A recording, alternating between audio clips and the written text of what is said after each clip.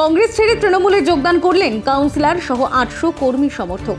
অশোকনগরের বিধায়ক নারায়ণ গোস্বামীর হাত ধরে অশোকনগর বিধানসভার চৌরঙ্গি মোড়ে ৭৯তম স্বাধীনতা দিবসের প্রাক্কালে বিধায়ক নারায়ণ গোস্বামীর উদ্যোগে বিশেষভাবে সক্ষম ব্যক্তিদের হুইল চেয়ার এবং ট্রাইসাইকেল প্রদান কর্মসূচি মঞ্চ থেকে তৃণমূল দলীয় পতাকা কাউন্সিলর তারক দাসের হাতে তুলে দেন অশোকনগরের বিধায়ক নারায়ণ গোস্বামী ও বারাসাত সাংগঠনিক জেলার তৃণমূল কংগ্রেসের চেয়ারম্যান সব্যসাচী দত্ত।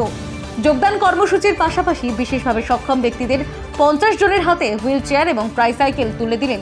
সপ্তাহে মিলিয়ে এই অনুষ্ঠানের মূল উদ্যোক্তা অশোকনগর বিধানসভার জনপ্রিয় বিধায়ক তথা উত্তর 24 পরগনা জেলা পরিষদের সভাধিপতি নারায়ণ গোস্বামী।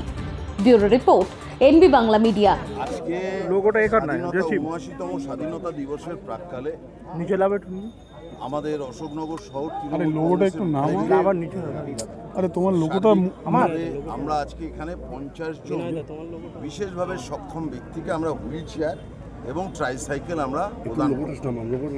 যদিও সারা বছর ধরে আমার এমএলএ কার্যালয় থেকে আমরা যারা বিশেষভাবে তাদেরকে দিই, রোগীদের ওষুধ দিই, আমাদের অক্সিজেন সিলিন্ডার বিনামূল্যে বিনা পয়সায় দেওয়া হয়, এগুলো আমরা করে থাকি।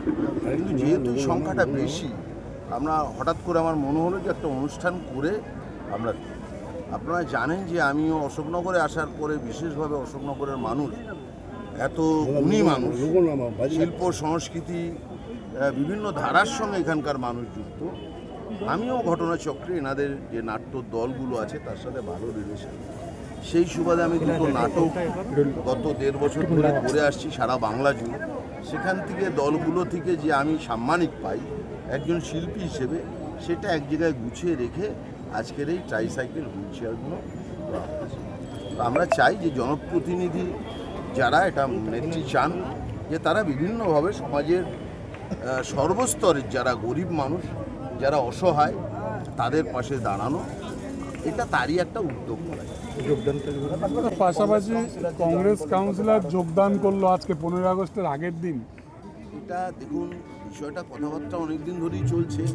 আজকে এখানে তারা লোকজন নিয়ে অন্তত 700 লোক নিয়ে তারক দাস, এলাইজ মতন, দেবপ্রিয় সরকার, এদের নেতৃত্বে ওয়ার্ড থেকে প্রায় 700 কর্মী নিয়ে তৃণমূল কংগ্রেসে যোগ দিল। আমরা মনে করি যে এতে অশোকনগর শহর তৃণমূল কংগ্রেস, অশোকনগর টাউনে ভীষণভাবে শক্তি বৃদ্ধি পাবে এবং দলও তাদেরকে যথাযথ মর্যাদায় যারা আমাদের সঙ্গে ওই ওয়ার্ডে আছেন এবং যারা নতুনভাবে আসলেন তাদেরকে একসাথে নিয়ে আমরা সংগঠন আরও বৃদ্ধি করতে পারবো এবং এই সাম্প্রদায়িক শক্তি এবং বামফ্রন্টের ভেঙে পড়া বামফ্রন্টের বিরুদ্ধে আমরা সর্বাত্মক লড়াই দিতে পারব। বাংলা ভাষাকে যে অপমান করা হচ্ছে তার বিরুদ্ধে সোচ্চার হওয়ার জন্য আমাদের পাশে এসে দাঁড়ানো। আজকে রাত জাগো আন্দোলন আবার 14 আগস্ট, কি বলবেন সে অবহেলার মৃত্যুর বিচার না পাওয়া? দেখুন, জিনিসটা দুঃখজনক ঘটনা, আমরা কেউ তাকে সমর্থন করছি না, কিন্তু রাত জাগলে যদি অভয়া ফিরে আসে আমার চেয়ে বেশি খুশি কেউ হবে না। আর যদি সেই আন্দোলনকে রূপ দিতে হয়, আমি যে অঞ্চলের পৌর প্রতিনিধি, সিজিও কমপ্লেক্স ঘেরাও করুন, আমি তৃণমূলের ঝান্ডা বাদ দিয়ে ব্যক্তিগতভাবে ওনাদের পাশে গিয়ে দাঁড়াবো। মানে কংগ্রেসের হয়ে জিতেছিলাম, এটা সত্যি কথা।